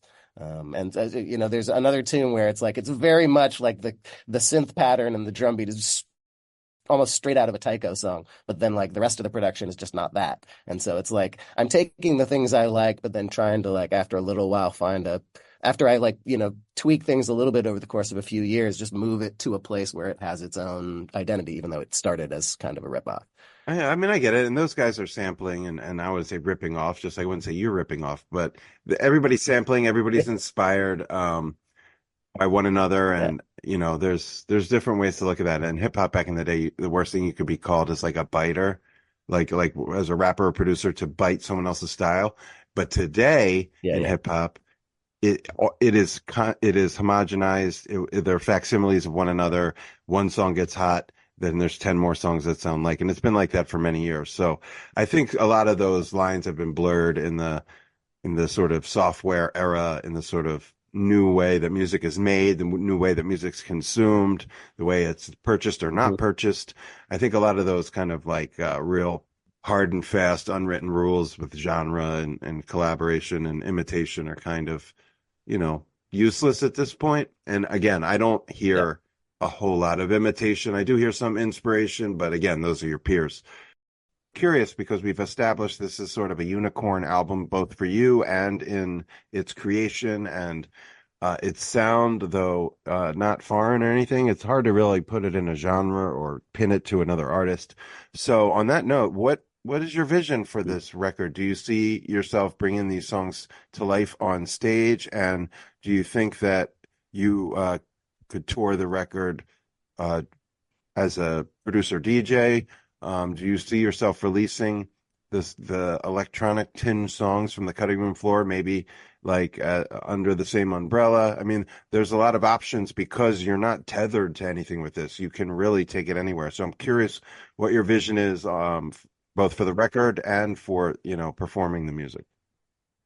Yeah, that's a good question. I think like all art projects, optimally, the strength or the wherewithal to get out and perform on the road with it is wholly dependent on the audience response.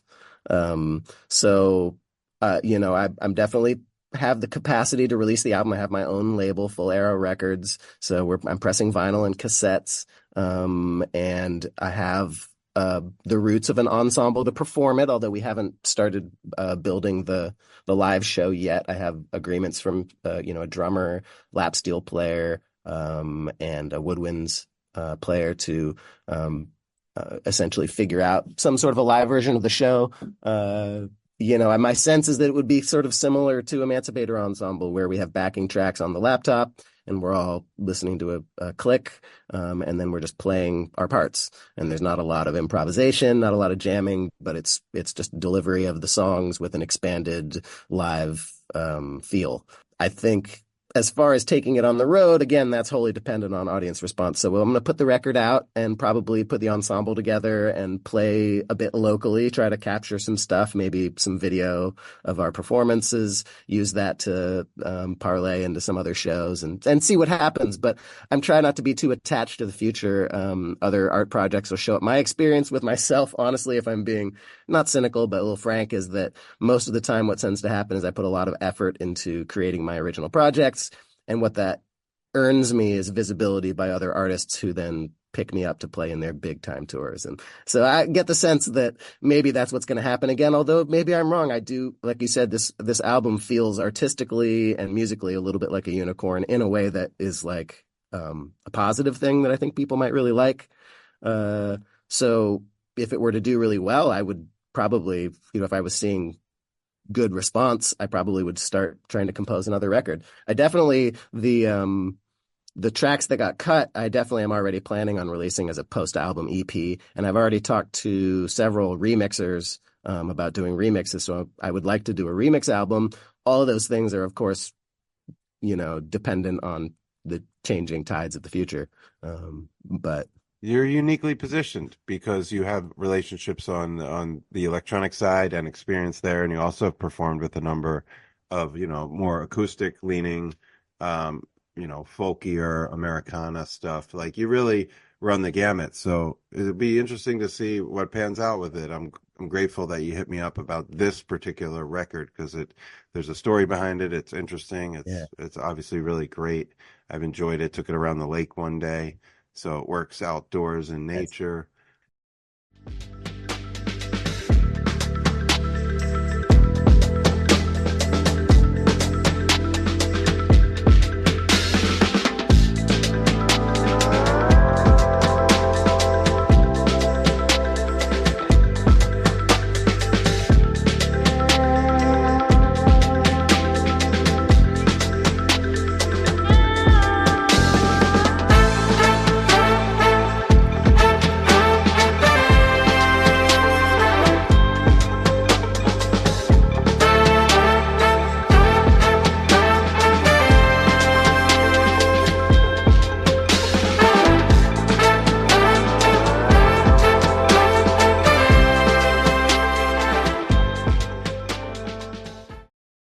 On the topic of lifers, when you were, realizing that through college and such, that music was your thing and the sort of, am I going to perform it? Am I going to be in education or whatever?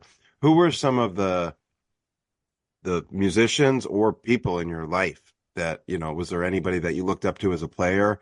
Was like, obviously there's tons, but I mean, like, specifically that really spoke to you. And also, were there anybody in your day-to-day life that gave you guidance as you embarked on the path? Yeah, I mean, both of those things. I think for me, the musicians that I've been most obsessed with are usually the ones that I get to work with. Rather than walking down the line of the traditional teacher-student relationship, I really subscribe to the teaching by doing, and it works really well for me. So I was really lucky to get given the opportunity to learn on the job by all sorts of different band leaders. When I was in college, it would have been Ashley Flynn, who's a really great songwriter, and still leads a band up here in Portland. She took me on, did my very first, real studio album project, my first Europe tour when I was 21. And Chris Funk from the Decemberists was in that band. It was like, it's just amazing how you just keep doing it your whole life, and just these people that are just in your life randomly, some of them disappear and some of them become total rock stars. And the longer you stick it out, like, those long-term friendship relationships are everything in this industry. So I feel really grateful to all those people. When I first started, there was a guitarist named Olam Alvis in Eugene who still lives there with his kids. His mom ran Toby's Tofu Palace, and they do the tofu pate. That's really good. You can get in stores on the West Coast. He had a band and got me a lot of gigs playing, that, early era. Soon after that, it was Matt Butler. I played with him and his band for a little while. I had been, a fan of his band Djembe, and so he had a solo project and hired me to play some keyboards, and then we hit it off and we started doing jam improv gigs, just the two of us, and then he started hiring me for everyone orchestra gigs, and it's again those long-term friendship relationships that are sort of everything for me. After Matt Butler, I got sort of picked up by Scott Law, who's a great guitar player, and we did a bunch of touring in his tour bus. He was signed to why am I forgetting the String Cheese's booking agency for a little while. Madison House. Yeah, we were on Madison House for like a year. This was like 2006, 7, 8, something like that. So I got a lot of touring performing experience from Scott. He really taught me a lot about being a band leader and trying to run a project. And I learned a lot from Matt Butler about pulling musicians together and how to improvise, and like just all these things that I learned by doing from people that are friends and want me around. And this weird game of like being good but also like being fun to hang out with, and also like being creative but also being supportive, being present but not too overbearing. And there's a balance between the way you're going to be and the way that you are. And this leads into a whole other topic that I've got a whole spiel about, how like people's personalities, their style comes out in their playing style, and there's no matter how hard you try, you can't separate those two things.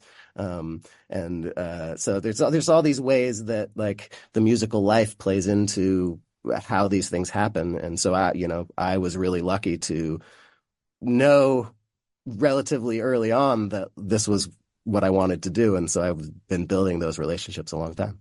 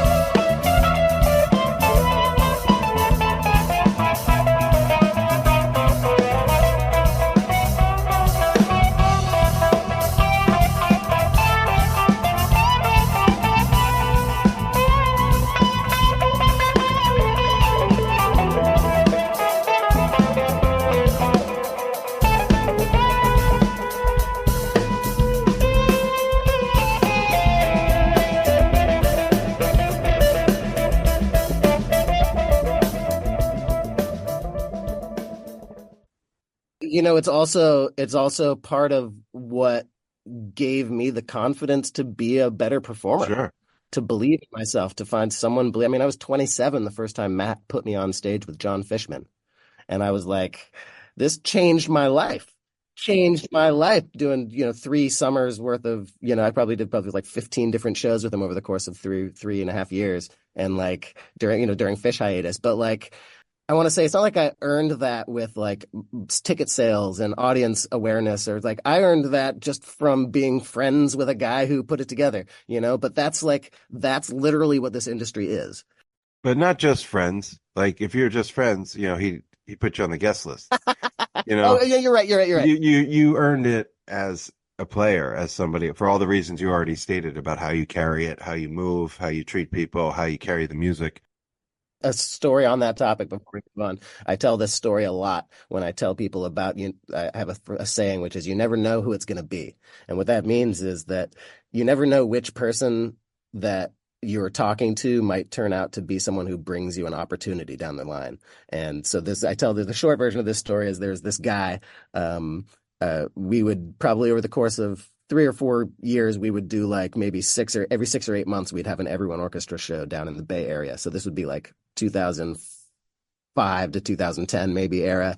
And we were just kind of playing down we'd go down and play the Catalyst, and then we'd come down again and play at the Independent or whatever. And every time that over the course of maybe like 2 years, every time we would play in the Bay Area, this is when I was a cigarette smoker, I'd go outside to smoke a cigarette, and there was this guy. And the first time he was there, he bummed me a cigarette, and then like 6 months later, he was there, and he bummed me another cigarette, and we got to talking, and then 6 months later, he was there a third time, and I was like, oh, it's that guy. And then all of a sudden, he was just gone. I didn't see him. And about 8 years later, or maybe it was more like 5 or 6 years later. I'd have to look at the numbers, but a bunch of years later, I just get this email out of the blue. Hey, you probably don't remember me. I'm this guy. We used to smoke cigarettes out on the thing after everyone orchestra shows. I live in Cairo, Egypt now, and I'm putting together a house music label, and I'm putting together this huge record label launch concert on the Nile, and I want you to come and be the special guest. And that's like the ultimate example of like, you just never know who it's going to be. You just kind of have to be nice to everyone because you never know. That's a great story and so true. So I kind of wanted to go through, just because you've done so much, and we've kind of covered all of the here and now, just a little bit about some of the experiences you've had performing with some really like diverse assembly of bands and artists.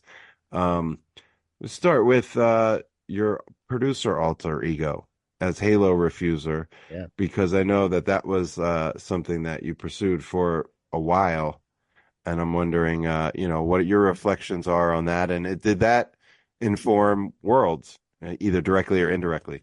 Yeah. Well, that's a good question. Halo Refuser was a big part of my life there for about a decade.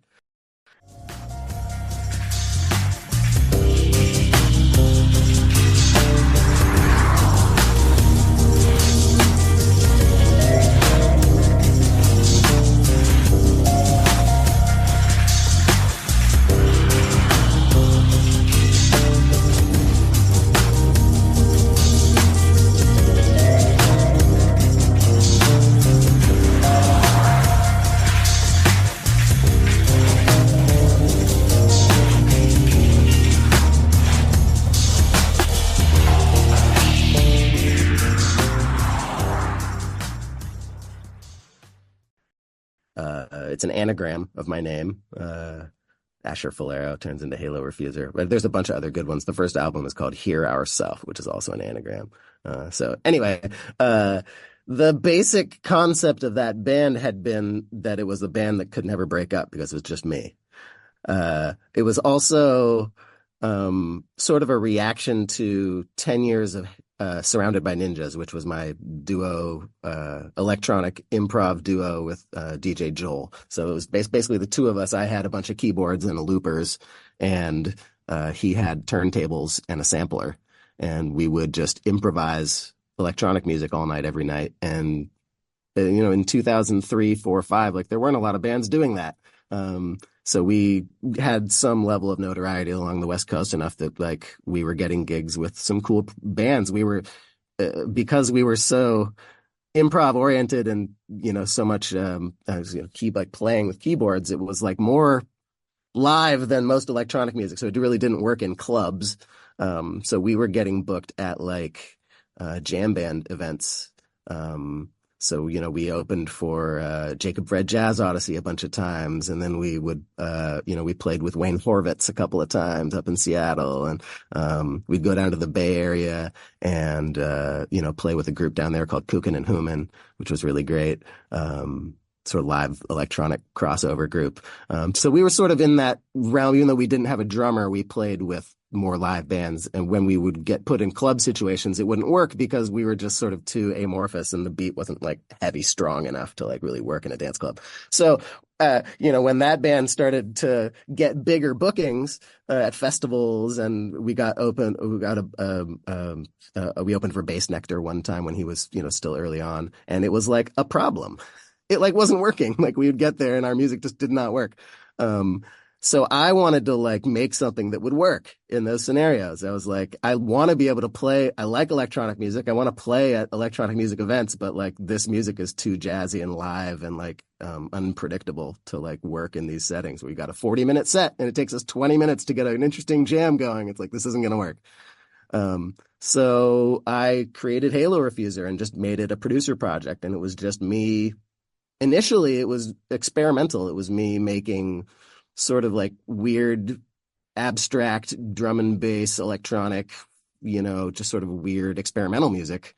And I would sort of play backing tracks on an early version of Ableton and play synths and use Chaos pads to mess it up. And as that project continued, I realized that I had more capacity to kind of make whatever I want, I started making things that were more and more and more clubby, and I started getting more club bookings. So I played at a lot of electronic events. I opened for a lot of, like Closey. I opened for Orbital one time. I opened for, or I played at the Decibel Fest and Photosynthesis and Cascadia, like just a bunch of really, cool. What the Festival, I played like right before Big Gigantic at What the Festival, and it was like a lot of I got like good gigs. It was fun. And then over the course of by like 2015, 2016, I was like working with Emancipator a lot, and I had sort of discovered ambient music, and so the music I was producing sort of shifted hard from being clubby into being more down tempo and spacious, and that stuff changed my bookings. I started getting more opening spots, and rather than it shifted things, and I wasn't having as much fun with it. And honestly, I just was like confronted with how much better Emancipator was than what I was doing. And I just kind of lost my inspiration a little bit.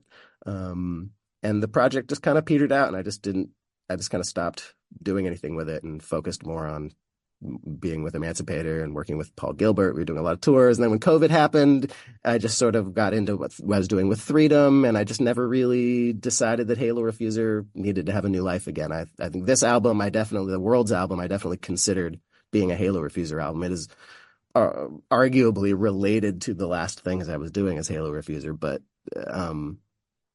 the ethos of it and the feel of it just it's not the same. It's not futuristic. It's more, I don't know what the word is. It's something else.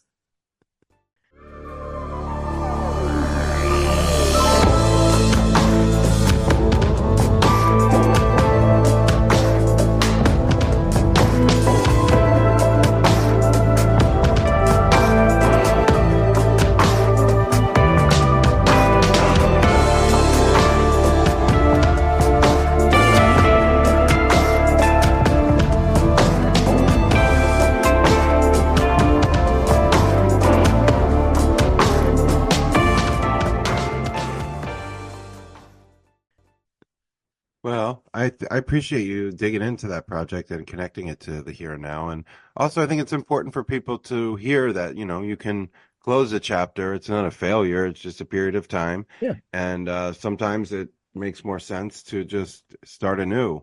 And I also like the fact that Worlds kind of represents the new beginnings, but it's still rooted in your work as Halo Refuser. And it also represents an evolution of sorts. You're not the same person that made Halo Refuser. It's not the same process or intention. So you know. In transparency, I think I would like to eventually start doing Halo Refuser again, but I would want to make a new record that was more up-tempo, aggressively, modern and futuristic and electronic, and then figure out how to work that into the older stuff and get the live show back together with all the gear. And I really liked doing that. It's really fun, especially once everything is built. Everything's kind of on the rails. I can't screw it up. You get on stage, just press play on the thing, and everything's going to work, and I can do whatever I want to it, but it's all going to, it's never going to all fall apart. It's very satisfying and fun, and you can drive a whole huge audience just with me and some buttons. It feels really cool. But it's not the same artistically as having a conversation with another musician on stage. And so after like 5 or 6 years of most of my gigs being Halo Refuser gigs, I was feeling pretty frustrated at not being able to have a conversation with anybody musically ever. And even when I could, even when there were other DJs on the same stage or other, a producer who also played the violin or something, you know what I mean? Like, I would still run into the fact that they're like instrumentally just at a much lower level than I am. So we couldn't really interact in the way that I wanted to. It wasn't really a conversation. But then I'd, go to Everyone Orchestra and do, have 15 high-end players improvising together. And it's like, oh yeah, this is the thing. But then alternatively, there's something really magical about being able to do all the things yourself and have total control and turn on a dime and make anything happen when it occurs to you. It's like, so as usual, I love all the things and I want to do all the things. So I think Halo Refuser seems likely at some point it's going to have a rebirth. It's just not yet. Yeah, all good things in all good time. You'll know, or you'll be inspired and just have to get it out. You'll know what the right time is. Yeah. You referenced Paul Gilbert, which is crazy. And then on the other side of the experience, I understand that, you know, you played with Yonder a number of times with String Summit or whatever. Yeah. Couldn't be further from the stuff that we're talking about, whether it's Halo Refuser or Worlds or Paul Gilbert, like, right? So how do you get hooked up with them? And yeah, like finding space for piano in picking music. I mean, you got to be, you know, it's a delicate line. Purists will tell you there's no piano, but then when you hear like a Holly Bowling sit down and you're like, of course this works. So where do you get in with the Jamgrass thing? Well, I mean, I've definitely played a lot of acoustic music, but you know, they do it at a level that is amazing. It's funny, I don't know that I appreciated them as much as I do. Like before I started playing with them, I don't think I understood quite how great they were.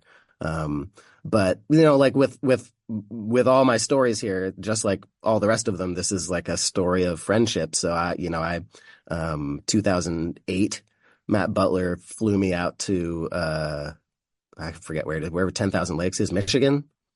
And I got to play at 10,000 Lakes. It was the only time I was ever there. We did an everyone orchestra, and he needed a keyboard player, and he flew me out to do it, along with Scott Law and Julian Fritz on drums, and it was a good band. 3 of the players in the band were from the band Cornmeal, which is a really great bluegrass band out in the Midwest. And maybe, you know, 5 or 6 years later, Allie Crawl, who was the violinist from Cornmeal, got hired with Yonder. So fast forward to 2016, Yonder's putting together a special event for their big Saturday night Northwest String Summit headlining special set. And they've decided they want to do Pink Floyd's Animals.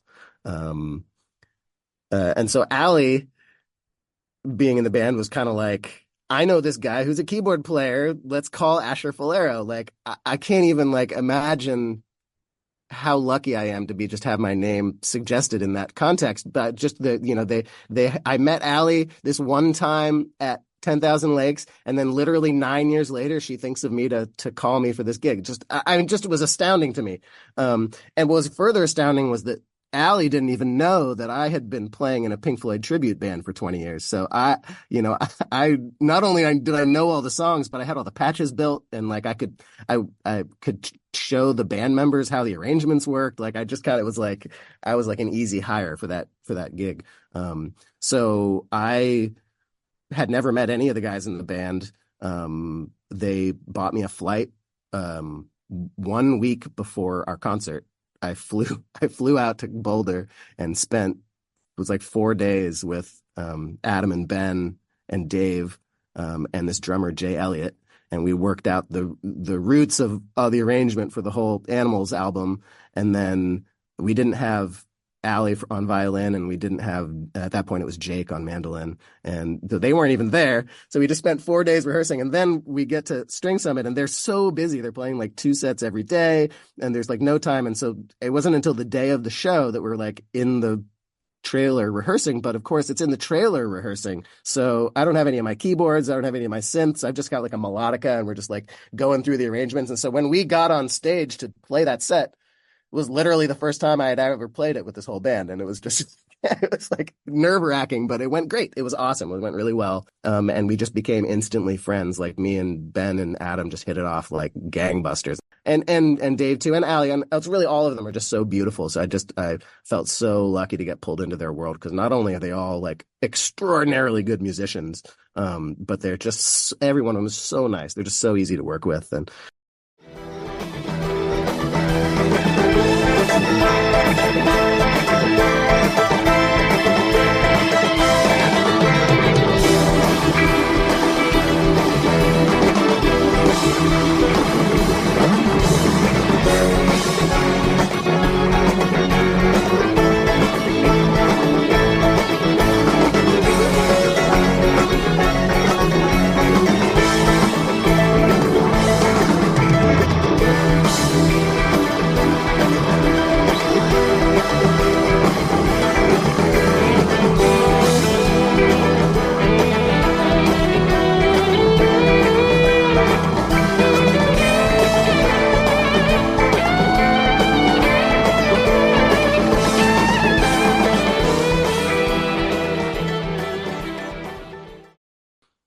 they work harder than almost anyone I've seen. Like them and Paul Gilbert are the hardest workers. Like I've seen Yonder, even after all these years, they're still backstage for like 2.5 hours every single night before every show, like rehearsing, putting their set together, practicing transitions, practicing their vocals. Like it's just, I mean, their level of commitment is through the roof. And so that, to me, that's like the lifer attitude that makes me immediately be like, I love you, we're family, anything you need, like I'm in. Oh, that's awesome. Thank you for like that view inside like the sort of operations of how you brought that Floyd set to life. And you're right, very fortuitous that she remembered to call you. And then what are the chances that you have your plug and play? Like, oh yeah, I've got Animals, you know. Animals which is the happens to be one. my favorite Floyd album too. It's like, Yeah, there's that part, and then also just the throw and go factor at String Summit, like wow, you know, and that it went over, and that you know you continue to work with them. After that, just shows that you know you were definitely the guy, and you have those kind of relationships. It seems like all over the place, and you talk about reputations like a Paul Gilbert or Yonder, but sounds like you have a reputation because everybody seems to know to call you for something. And generally sounds like you show up and do the job. And so on that note, I want to finish with probably the artist aside from Emancipator that I'm most familiar with that you've worked with, and that's the Liberation Movement, who ironically have very little performances, very few, I should say. They have some work out there, but I know that Grant has been working on this magnum opus for way longer than I've known him, and I've known him for like 10 years. Shout out Grant if you're listening. Yeah, Grant. I've been a huge fan of his since I had like a spiritual baptism at Symbiosis 2013 with a version of the Liberation Movement back then. That was a really transformative musical experience that I had at that Symbiosis with the Liberation Movement. And then 4 years later at Eclipse. We got the power now. We got the power now. We got the power now. I believe in the power of music. I believe in the power of life. I can see there is hope for the future, even in the midst of the fight. And if you got blood on your hands tonight, there needs to be a phoenix out the ashes to rise.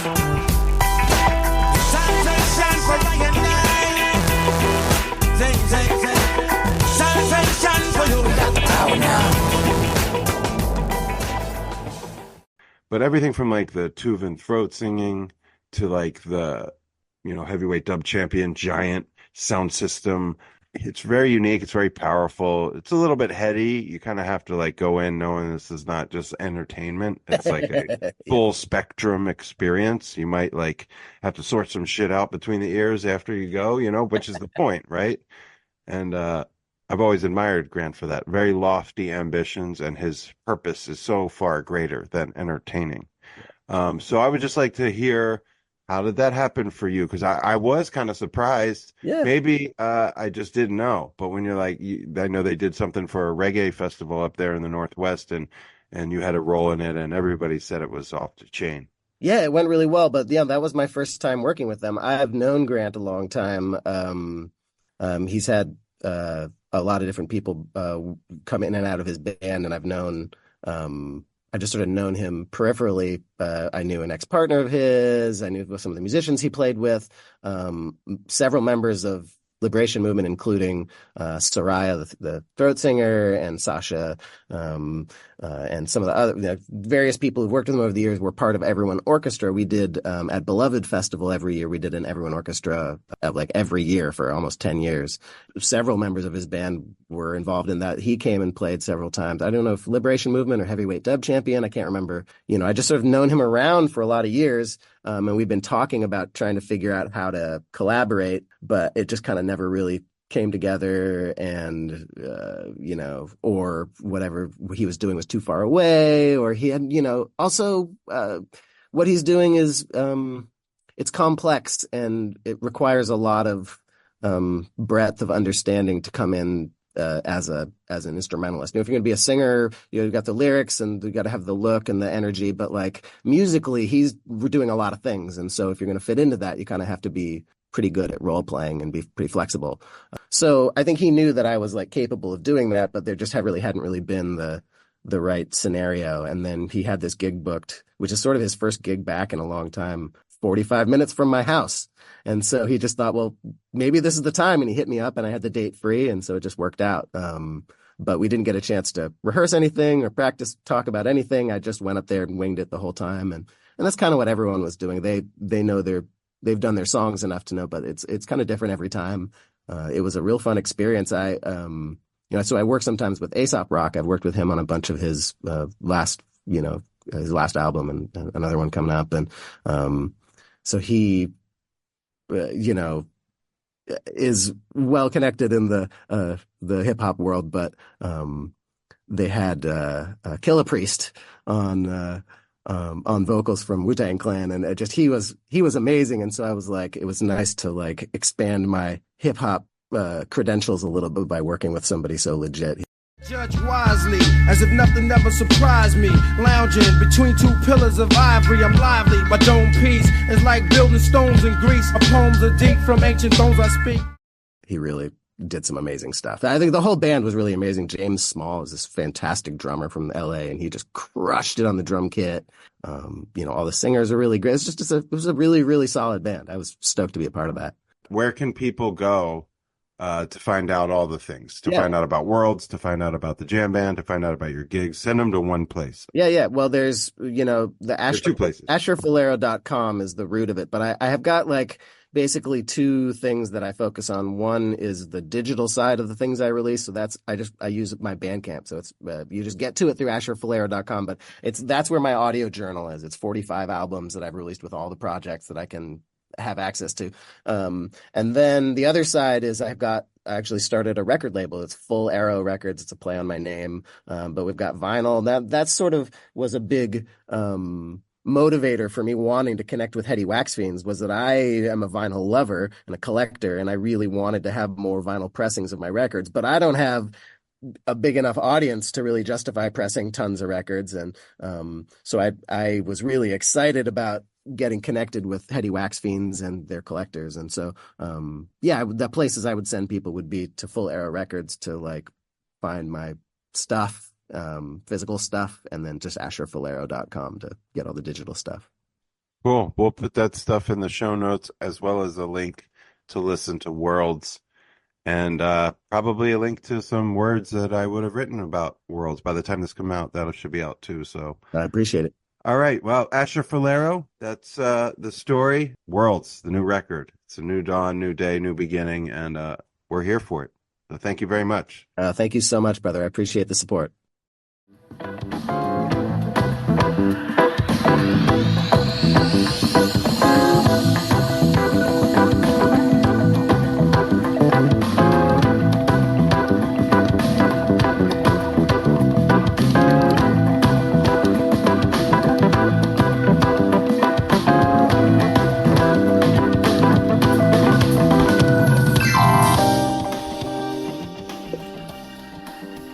Yes, indeedy.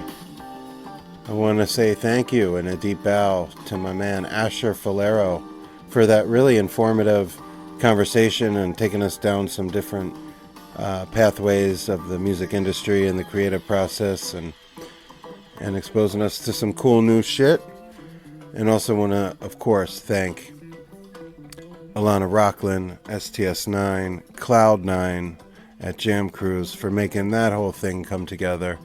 And that's how we got here. Episode 84 of the Upful Life podcast.